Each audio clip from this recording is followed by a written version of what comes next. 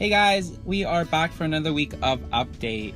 We are still at shop number 1, and this whole past week, like what I was saying, we were busy renovating, dealing with all the logistics, hiring people, training people, and really just getting a lot of approval from TNT.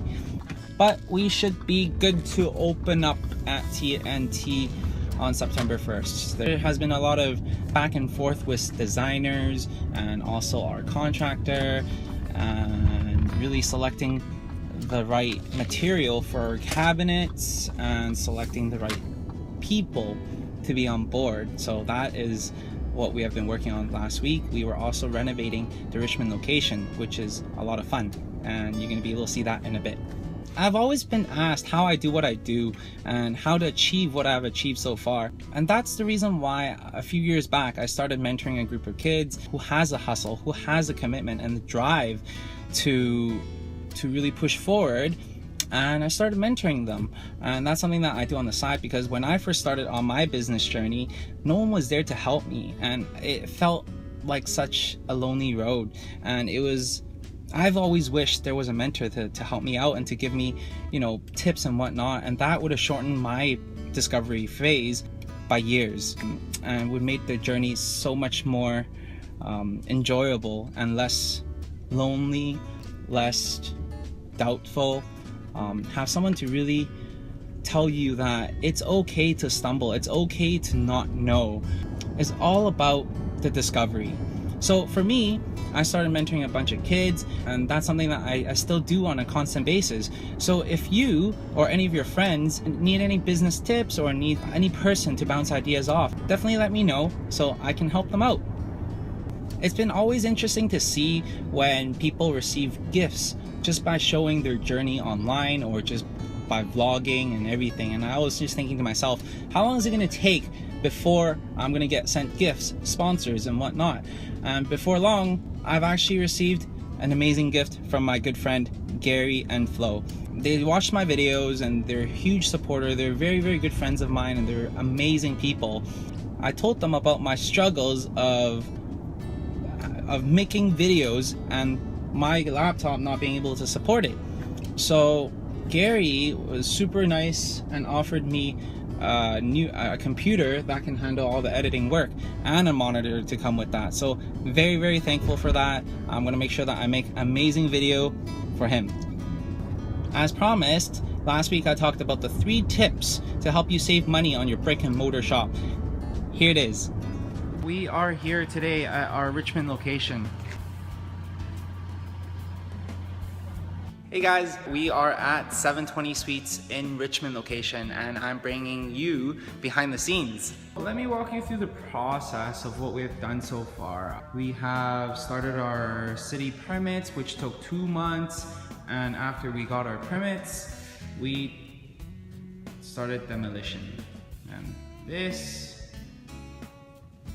is what we tore down, the whole place, and these lights would all go. Fans would go. So we took apart some lights already. And after the demolition, we had to start with our electrical and plumbing. Actually, our electrical. As you can see, these dots, this is the main power line, which cost us a few grand to scan out all this whole line, so we do not end up drilling through these wires and setting this whole place on fire.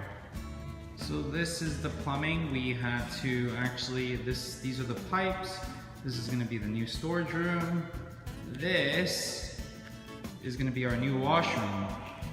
As you can see, we drilled the line, so we're building the walls here tomorrow for the new washroom.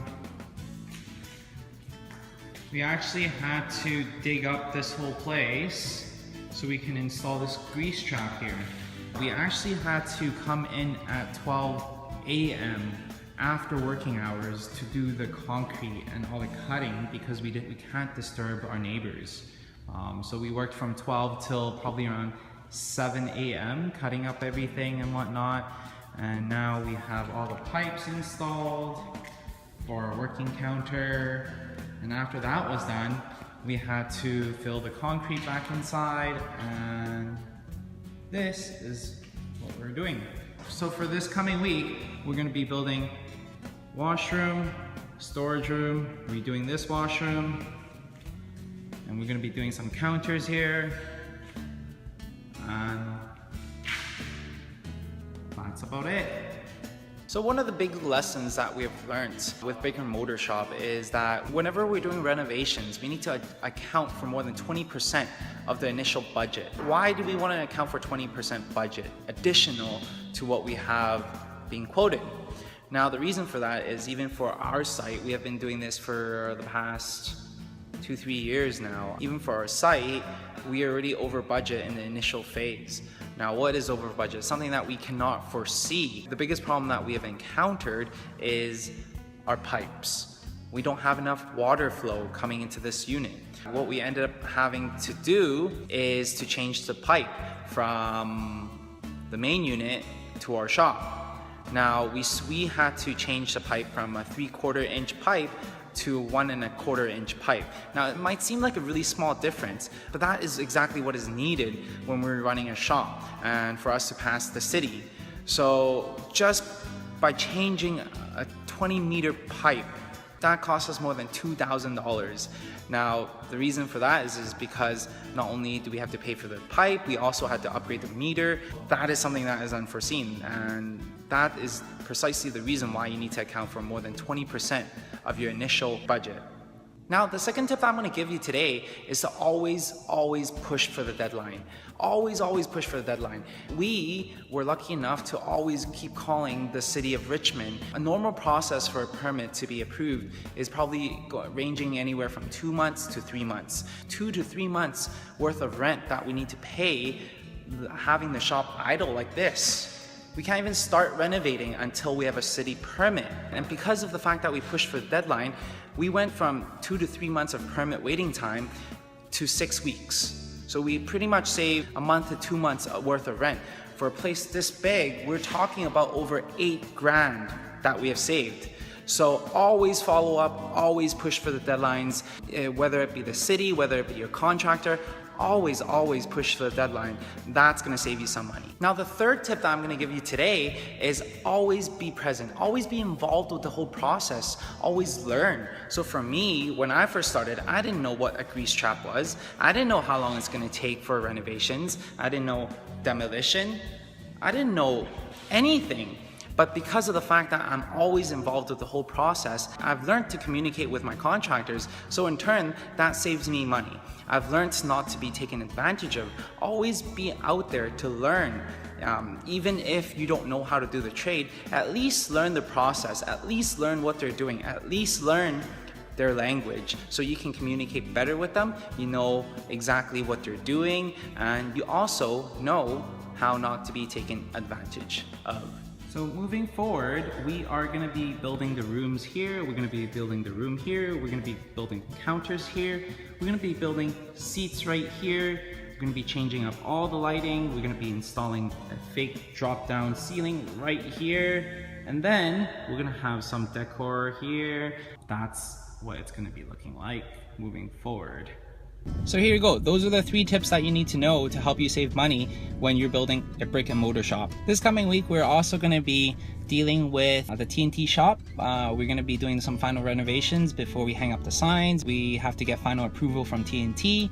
And for the Richmond location, we are going to be building all the walls and get approval for that.